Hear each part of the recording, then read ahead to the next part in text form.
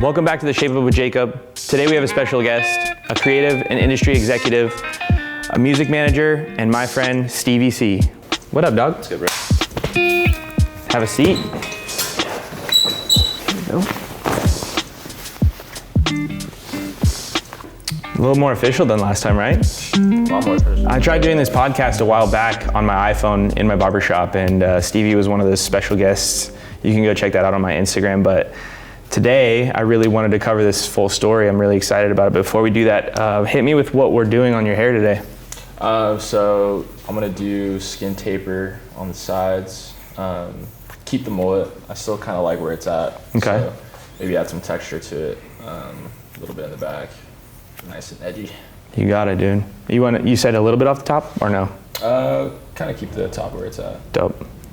So what I'll do is I'll just go ahead and like take a little bit of that flare out of the mullet in the back with a razor, and then I'll just bring the top in with the back, okay? Sounds good. And then are we doing mid or high tapers? High tapers. You got it. All right, dude, so first of all, thank you for being here. Absolutely. I'm stoked that you're here because I really love your story. But for the people that don't know you, hit me with a little bit about yourself. So kind of long story, less long, I guess. I'm from Arizona originally. I'm currently living in LA. I grew up in a small border town not too far from Tucson called Douglas. So I was born there. Family brought me up to Phoenix and raised me mostly here just for better opportunity. And I've been involved in the music scene most of my life, and that's kind of where I'm at now. So before we get into the music scene stuff, I did not know that you were from Douglas, bro. Yeah. What was it like living there, dude? Because I've heard about that place, Yeah. but I've never been. It's cool. I didn't, luckily, I wasn't raised there. I was just born there, but I spent a lot of time there because I still have family out there. Still to this day? Yeah. Sick. But it's literally like a movie, where everybody knows everyone. Very small town. You could walk basically to everywhere, the store. Growing up, my parents and my family, they would walk across to the Mexican border and go party in Mexico when they're teenagers. So it's cool. Parts of me kind of wishes I grew up there to experience some of that, but ultimately, I'm happy that I grew up in Phoenix. I don't know, bro. If you grew up in Douglas, man, you might not be accustomed to the big city life like you are in Phoenix and LA, right? 100%, yeah, for sure. That's crazy, man. Douglas area. What are you bordering? What part of Mexico there? It's a great question. I think it's they call it AP for short. I can't remember the exact full name. But it's a very, very small Mexican town. They have bars and clubs right there because it's kind of like a TJ. How TJ is to San Diego. That's dope. Yeah. So any of the family members that are connected to Stevie and Douglas, let us know in the comments what town that is. AP. Dude, so you and I have known each other for a long time. If I remember correctly, I gave you your first job. Yep. At Zoomies. Mm-hmm. Shout out to Zoomies. Yep. So since then, which was back in 2014. Shoot, bro. Somewhere around there. It was earlier for sure because I started working at Zoomies when I was 15, 16. So going into freshman year of high school. So that was 2010. Dang, bro. Yeah. 4 years difference. That's crazy. 2010, bro. Yeah. Since then, how did you get into the music industry and where you're at today? Yeah, for sure. So I first started as an artist myself. I was in junior high. I started writing and recording my own music, and just had it in my mind that I was going to be an artist.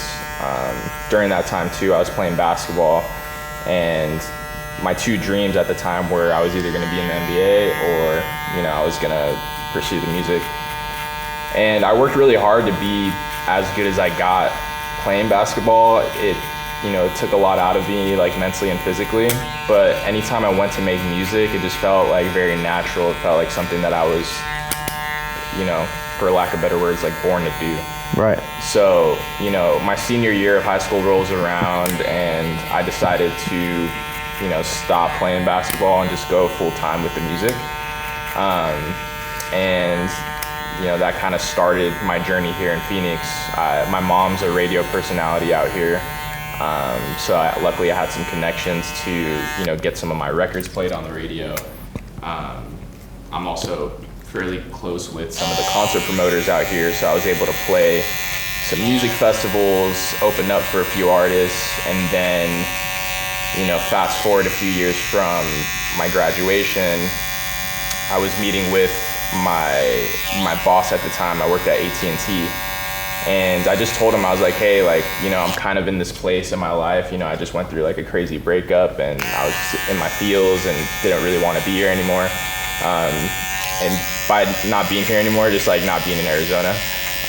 Thanks for the clarification. Yeah.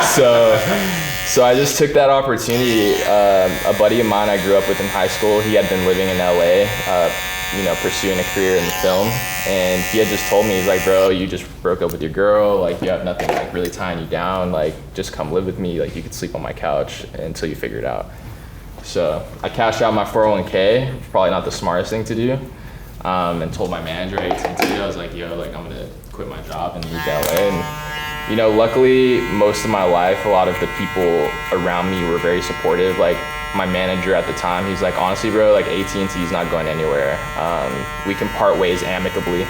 And worst case scenario, you could always come back and you'll have a job. So it was kind of one of those situations where it's you had a cushion. Yeah, I had really nothing to lose.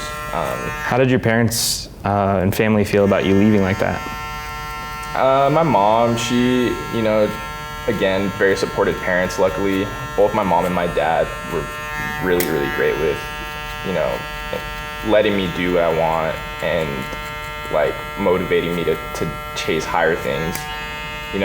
My mom never wants me, I don't think any mom ever wants you to leave the nest, but ultimately she knew that's, it was one of those things where, again, I don't have anything really tying me down here, and so she was like, go chase your dreams, and that's what I went to do. Moved to LA and slept on a couch for a few months, and with the intention to become a music artist? With the intention to become a music artist. And what happens next? So I get there, and I had a little cushion financially from cashing out that 401k. So I really just spent every single day waking up. I would go to the gym, come home, make breakfast, make coffee, and just record all day. Record, write, while my roommates at the time, were going to their 9 to 5s. And for the first time, it felt damn, this thing is really, could happen. I'm here in LA.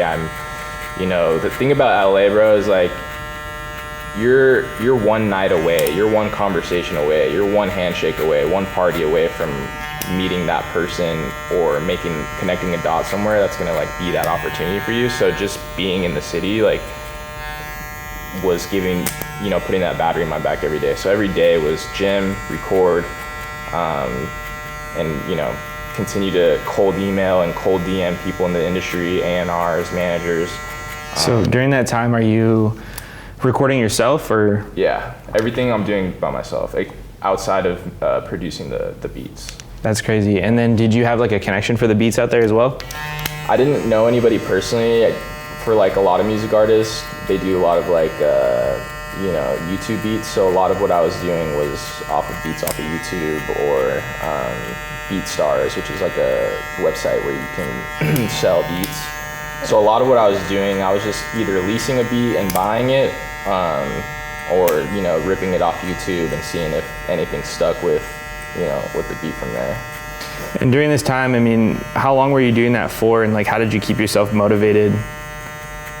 Honestly, up until that point, I think I was 23, 24. So like I said, I started doing this in junior high when I was 13. So by that point, it had been 10 years recording myself, mixing everything myself, mastering. So that already just kind of felt natural to me. And keeping me motivated, like I said, just being in the city and doing it. I wasn't living great in the sense of I was sleeping on a futon in my friend's room, and we shared a closet and a bathroom. So it wasn't the most comfortable circumstances, but growing up, I was always crashing at my cousin's house and sleeping in, on his couch, or, I lived with my cousin for a little bit. We had bunk beds. Like, it wasn't something that I wasn't used to, and I just kept looking at every single day. Like I said, like, telling myself, like, today's the day. Right. Because you're, like I said, in LA, you're one step away, one conversation away, one song away from, being where you want to be. Was there something that you were doing while you're out there to like shake hands with people that you didn't know that could possibly take you to that next level? Yeah, so that's essentially, kind of bridging into where I got to where I'm at now. So before getting to LA, I opened up for an artist named Trevor Daniel in Arizona. And at the time, he had a song called Falling, which went crazy on TikTok. It was probably one of the first TikTok viral records and moments. This was like right before TikTok became TikTok. It was still Musical.ly at the time. That's crazy. Yeah, and so I ended up, when I was in LA, I ended up emailing his manager because we kind of kept in touch, and I was like, hey bro, like I'm in LA now. Would love to just chop it up and learn more about the business. I didn't even approach him about like my music or me being an artist. It was more just like, he's a manager, and any kind of gems I can get out of him would probably help me in the long run in terms of like me being an artist and essentially running my own business. Especially because at that time you didn't have a manager, right? So you were the artist and the manager at the same time, right? Exactly. That's dope. But I had really no idea like what went into being a manager. So he had hit me back, and he's like, yo bro, like, he's working out of the Sony Records office at the time, and he's like, yo, come by, like we'll have lunch. So I went over there, and that moment was another like surreal moment for me. It's like walking onto Sony Studios, and the record label side and like the movie studio side, they're all on one campus. So Dang. It's like seeing like a bunch of props on the campus. Like they had the Breaking Bad like trailer RV like just parked outside with like the bullet holes still in it, which was pretty cool. But yeah, so we got lunch, and he just kind of put me on game, bro. Like told me how he got to where he was, and him and I are this. I think he's like a year older than me, so we were kind of pursuing, success in the music industry, both same age, and he was just a little bit more ahead of where I was. And I just remember leaving lunch, and somebody came off the elevator as I was on my way out, and Trevor's manager, his name's Brad.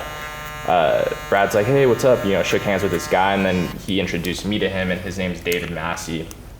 David Massey is like a legend in the music business. Like he's responsible for like a lot of just like high level artists, a lot of like big names. Like you say it, he'd probably be part of it. So, I met him briefly, and then I got in my car, and Brad texted me immediately, and he was just like, it's like, bro, you have no idea like how far ahead just meeting him like set you up. Like just that brief conversation, like you're already like 10 steps ahead of people in this building. He's a tough guy to get to, huh? Yeah, I guess. So I remember I get home, my roommate, he was chilling in the kitchen. He was just like, yo bro, like, have you ever thought about just like pivoting and like doing the music, doing the business side of it? And I said, no, I haven't. But after today, like I thought about it. And from that point, I just told myself, and I told him, I was like, you know what, I'm just gonna try it for a year, and worst case scenario, like I could always come back to, making music and doing my thing and doing what I set out here to do. And to be honest, bro, like I just never looked back from that point. So you're telling me that you went out to LA for your music with the intention to become an artist. You go to the Sony studios, you shake hands with a couple people, learn a couple things about the music industry, and that day you decided, I'm gonna pivot my whole career, and the reason I'm out here to say I wanna be a music manager. Correct. And what was it in that moment that really sparked for you to say that this is something that I'm gonna be good at, one, and two, I'm willing to set my music career to the side to do this? Like what was it about that industry and with the pivot that you made that like grasped your attention?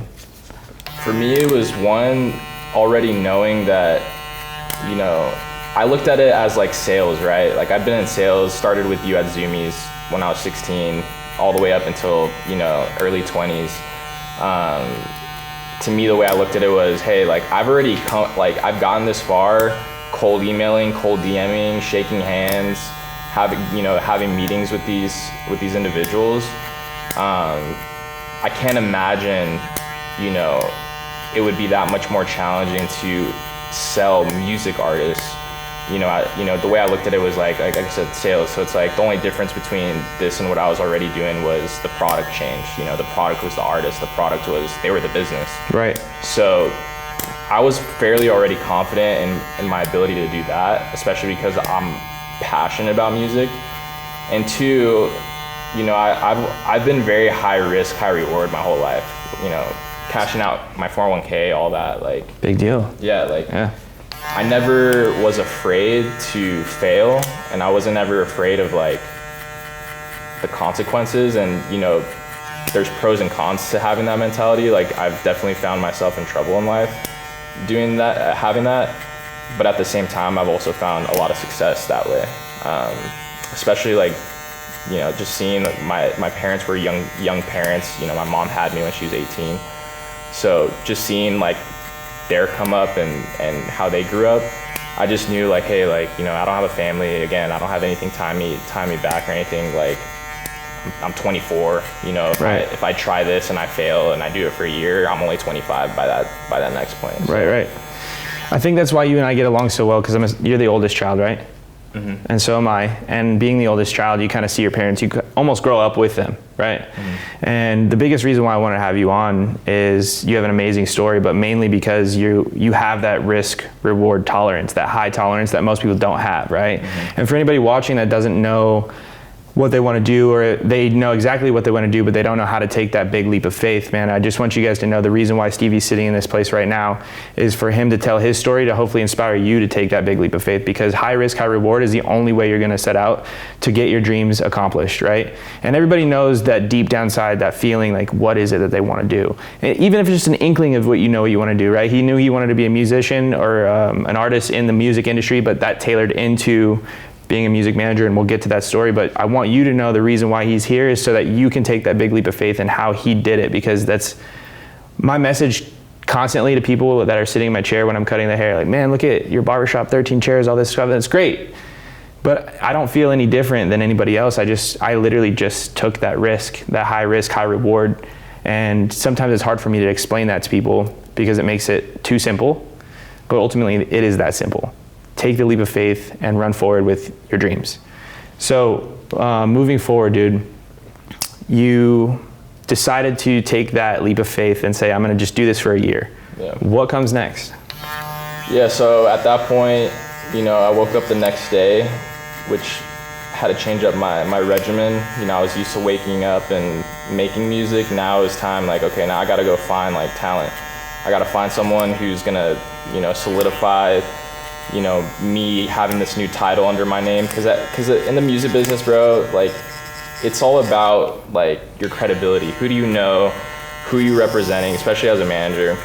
Who's vouching for you? Yeah. So I started small. I have an EDM group here in Arizona, Animate. So two guys that I grew up with in high school, they were already doing fairly well. They were performing at like Shady Park and doing all the EDM festivals here, Decadence and all that good stuff.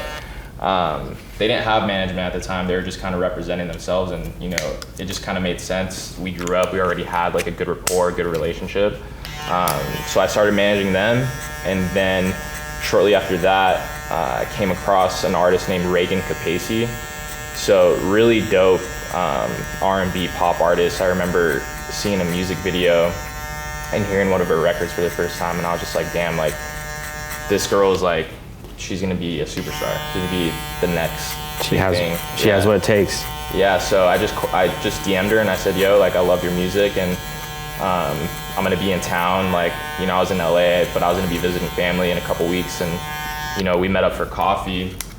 And at that time, she already was working with managers, but just being able to meet with her and have the conversation and get to know her, I just told her, I was like, yo, like I just want to help you any way that I can. So I ended up taking her to the radio station, getting her record play on radio. Wow. at this time, this was right before COVID, and also right before Doja Cat like blew up.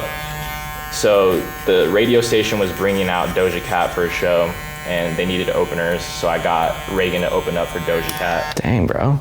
And this is while she still has a manager?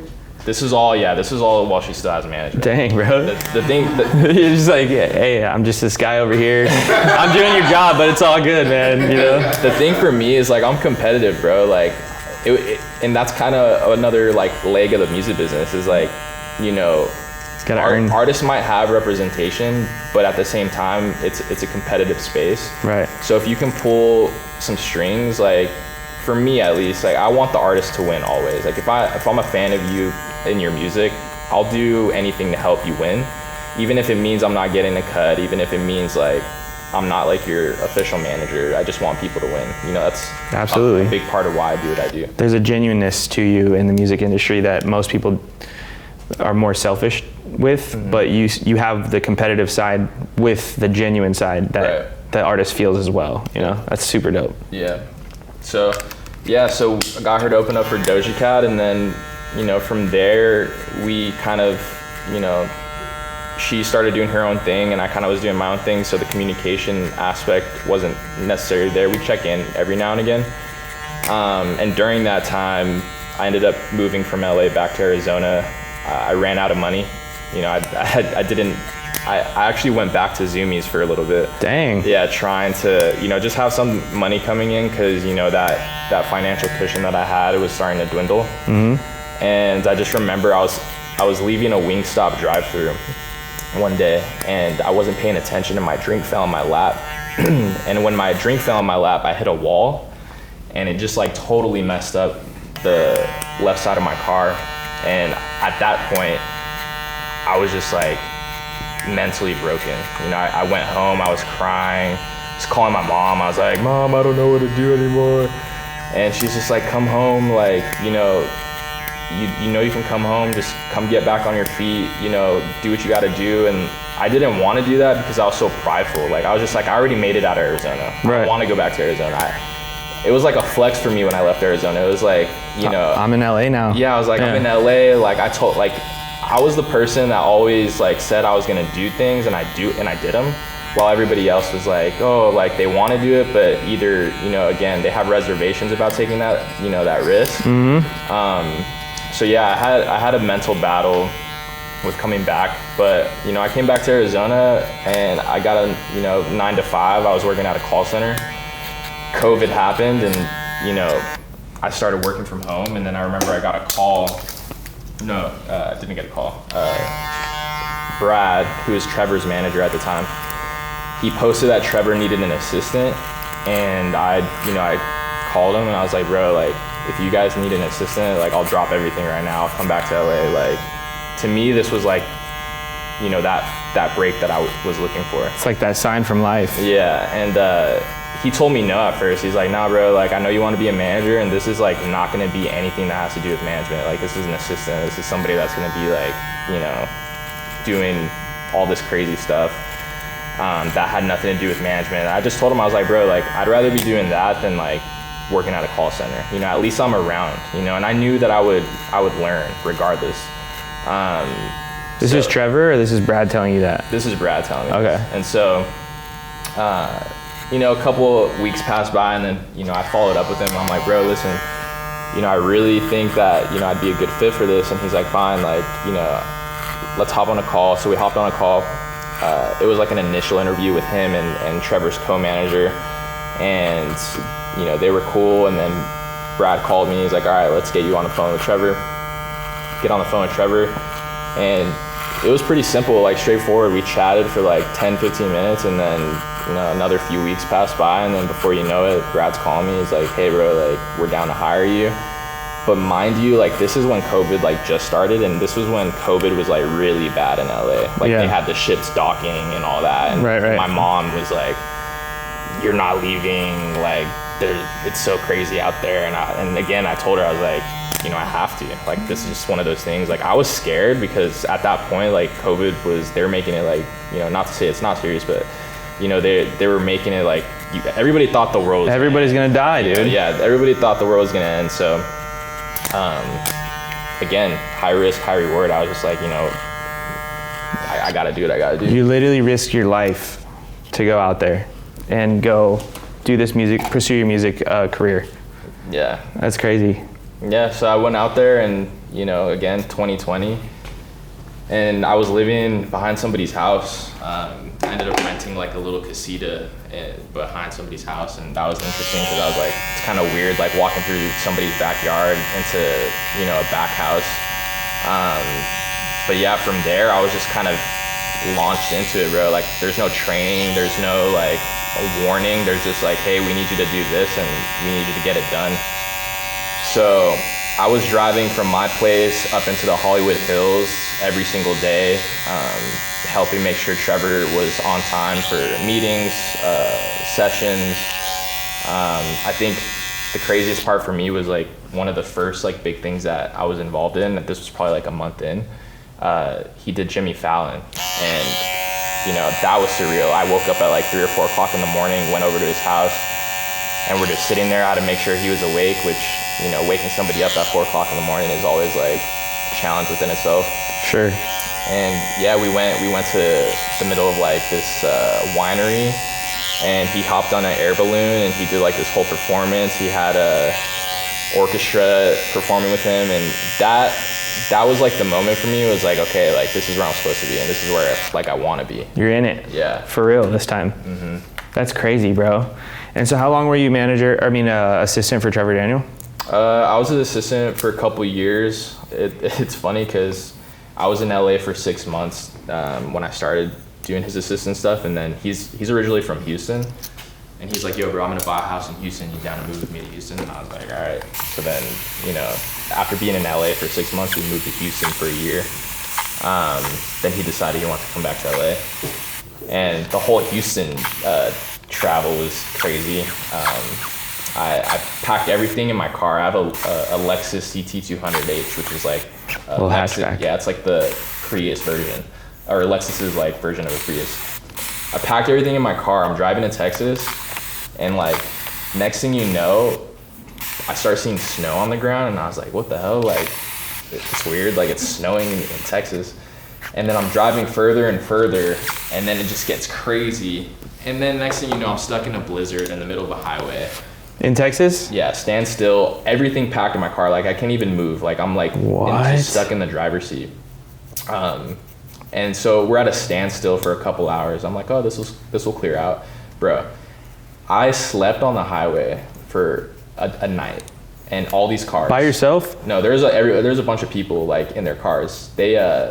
This was the worst blizzard that this part of Texas has ever seen in like years. And you just got caught up in the mix right there on the freeway. Yeah. And I slept in my car until the sun came up, and then finally they came with snow plows and like cleared everybody out. And then I had to pull off to a motel. Trevor bought me a room at a hotel like in this random part of Texas because I hadn't really slept, and I still had like 12 or 13 hours to drive from that point. Damn. And it was New Year's Eve. So I was bummed because I planned my whole like move to get to Houston by New Year's Eve, so like I can celebrate New Year's Eve, like ringing in the new year, like new city and all that. And I spent New Year's Eve in like a random place in Texas, like in a freaking hotel room. I had a bottle of Jameson. I was just like chilling in my room. I was just like, all right, well, adapt and overcome, baby. Yeah, this is a new year. But yeah, I was his assistant for about 2 years, and when I really got into that management role that I'm in now, I was at a festival in Las Vegas called Life is Beautiful, and I met up with Brad, and we were just chopping it up, and he's like, hey, I'm going to start this management company, and I want you to come work with my company and be our day-to-day manager. I want to steal you away from Trevor, and I was like, I'm down. And so beginning of 2022, me and Trevor moved in together, so we're roommates now. And I moved away from being his assistant. I started working at the management company as a day-to-day manager. Nice. And that, it's essentially kind of where I'm at now, day-to-day for a handful of artists and also the managers. We have like 20 plus artists, anywhere from Landon Barker, who's son of Travis Barker from Blink-182, Fiji Blue, Christian Gates, Weston Estate, just a handful of just amazing artists that I'm currently working with. That's so sick, bro. So all of the adversity that you experienced, all the challenges that you went through, getting stuck in a blizzard overnight, I mean, that's crazy in itself. But like, was it all worth it for where you're at today? Yeah, absolutely. It was absolutely worth it. Nuts, bro. So moving forward with your career, dude, I mean, where do you see yourself going? So for me, there's this movie on Netflix. It's called Inventing David Geffen. Okay. He's who started Geffen Records. Okay. So, you know, a lot of people that I have conversation with, you know, they'll ask me that, or like, where do you see yourself, or, you know, what are your goals and aspirations? And I always like point them to that movie, but essentially a lot of his come up was kind of what I went through outside of, you know, a lot of like the little things that I went through. But I think the underlying thing for him was, you know, he went to bat for all the artists that he wanted. You know, he was kicking down doors, doing whatever it needed to be done to ultimately be where he's at, which is, again, owns Geffen Records, started a bunch of labels, and, you know, he's one of the top industry executives. And that's essentially where I see myself, just continuing to apply pressure in the music industry. And, you know, I think now more than ever, it's becoming more of a challenge, because a lot of artists are starting to feel like they don't need management, that they can do it all themselves. And it's definitely true, but I think management is very important. And so yeah, it's just, you know, continuing to pursue this journey, so that way, you know, I can ultimately be, you know, one of the top music executives in the space. When you say that artists feel that they don't need a manager, mm-hmm. and they can do it themselves, is it because like all they got to do is put a TikTok out nowadays and like hope it goes viral, or like what's your thought behind the artist not being able to move forward without a manager?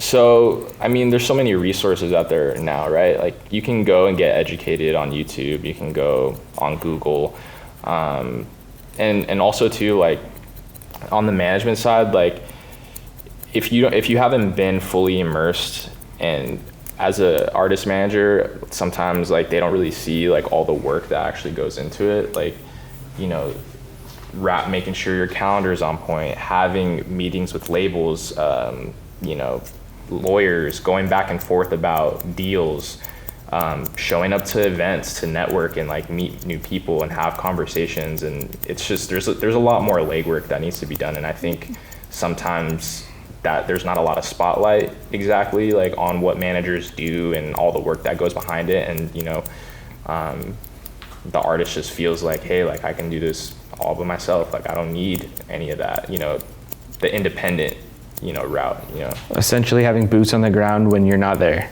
Yeah, and again, like, you know, sometimes I think because there's not a big spotlight on exactly what managers do, and all the work that goes behind it, it could look like, you know, oh, it's just easy. Or sometimes it could look like we don't do anything. Like, to be honest, I've had artists tell me like my managers don't do anything for me.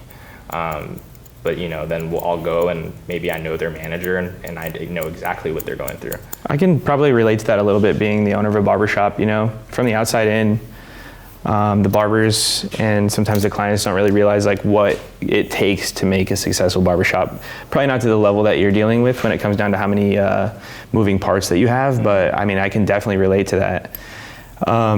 So I have a weird question for you. What's up?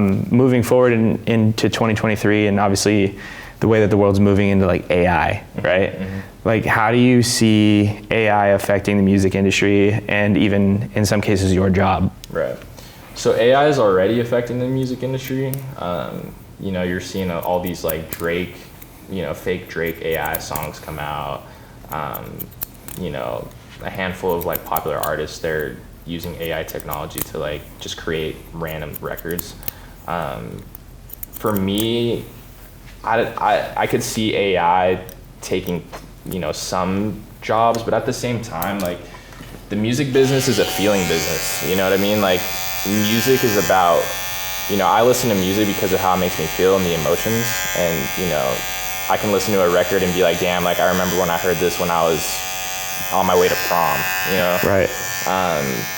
AI is just not at that level yet. I think it'll get there, but even then, you know, the consumer is not buying into a song just because it sounds good. They're buying into who's behind it. Right. You know what I mean? I could see like a Drake or a Post Malone or whoever maybe using AI to help them write, or maybe using AI to fill in certain parts of their production. But ultimately, I just don't think that there's ever going to be a place where AI is going to completely take over the human aspect. There's a human aspect to it that I don't think AI can touch. It'll get very close, but I just don't think we're going to live in a time where the consumer is going to buy into the technology more than they're going to buy into the person behind it.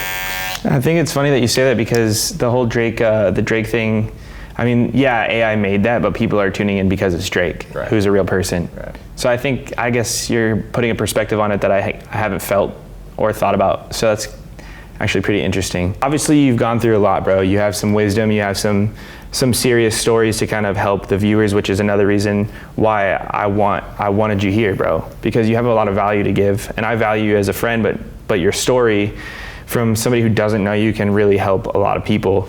And so for the viewers at home, like, what kind of advice would you give somebody who has been in a similar situation where they want to take that leap of faith, they want to follow their dreams, but they just don't know how to do it? Like, what's that next step for you or for them? Yeah, I would say the first step is just get familiar with why you're even feeling how you're feeling. Why do you want to pursue that certain thing? What's in it for you? What's in it for those around you? You know, for me, my why has always been my family and my friends.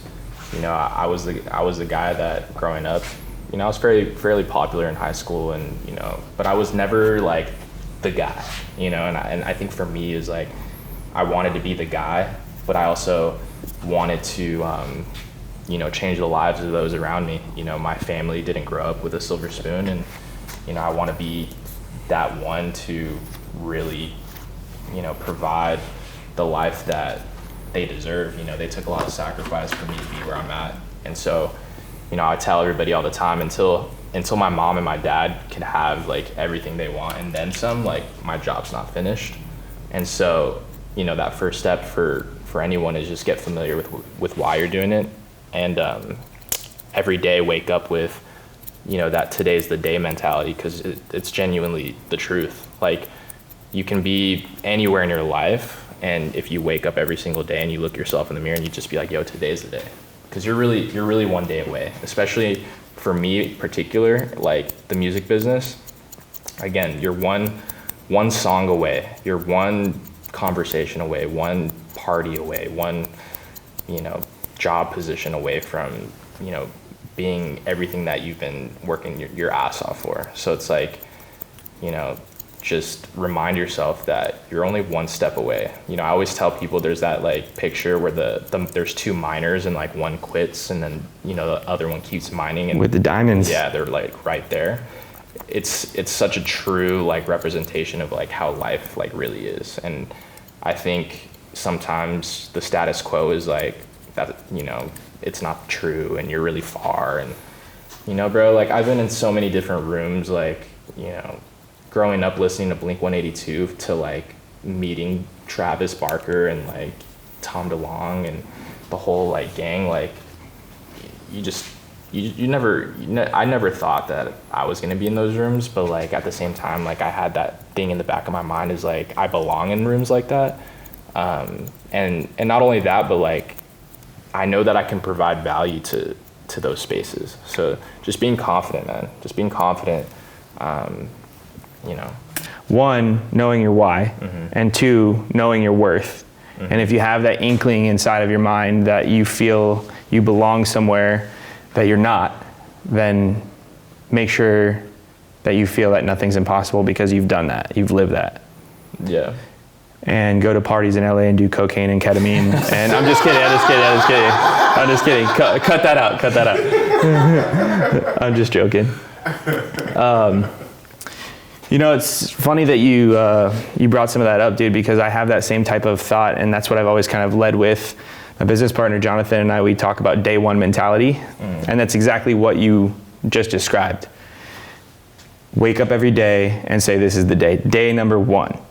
Nothing that you're going through is going to stop you until you've lived through day number one, because whether you get to that next step or not, there's always a new day number one until you reach the ultimate goal. Right? Nothing's impossible. You're going to get there. Having that mindset, having that drive, waking up and recording yourself every single day, meeting new people, going into the Sony, obviously shaking hands with Trevor and Brad, and then leading you to exactly what you said you were going to do, which I don't think that we ever clarified. How long was it until you actually became a music manager from the day that you gave yourself a year? The day after. Literally? I decided I was going to be a music manager. So in your mind, it already happened? In my mind, I was already a music manager. And ultimately, like, it's true. You know, nobody's going to tell you you're an artist manager. You have to decide you're an artist manager. And from there, you know, you go out and you scale your business. It's like any other entrepreneur. You know, you woke up one day and you're like, I want to cut hair and own a barbershop. It's funny. I actually remember that exact moment. So. That's so sick. Yeah, bro, you're right, bro. Mindset is everything, and it happens in your mind before it happens in reality. And I guess you answered that question perfectly. It happened the next day because that's what you decided, and that's ultimately what's most important. So for anybody listening, if you know what you want to do and it hasn't happened yet, it's got to happen in your mind first before it happens in reality. You can't have $1 million without it happening in your mind first and having $1 million mindset. And a lot of the things is, you know, the world works in mysterious ways, right? And if the world knows what you want, it's going to give it back, you know? And so I think you're a true testimony of that. And I'm so grateful that you came on this podcast to share your story, bro, because I think the people watching are definitely going to grasp something from it, you know? Absolutely. That's the goal. So hit me with a couple of things. Where can people find you? Social media, Instagram, it's Stevie Soul. So it's Stevie and the Soul spelled with a 0. Stevie Soul, Stevie. Yep, Stevie S0UL. And we'll have that link down in the description as well. And let's say there's an artist that's watching right now who says, Stevie, I think you're the right manager for me. Thank you so much for doing this podcast. How can they reach you? Best practice for any artist out there is always email. DMs are cool, but a lot of times they just, you know, depending on the manager, we're not really going to give it a time of day. First impressions are everything. So I would say email. Email is stevie@r-m.art.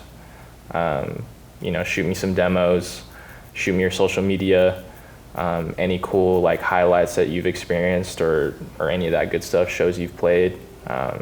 Those are all good things that will help you.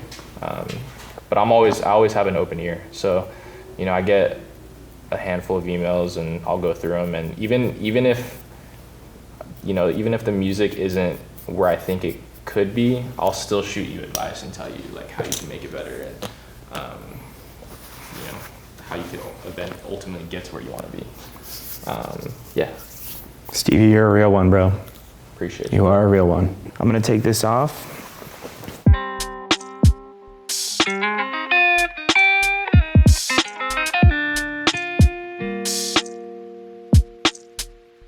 Dude, thank you so much, bro. Yeah, of course. I think that was awesome. Yeah, bro. It was great. And then we're showing off on the camera.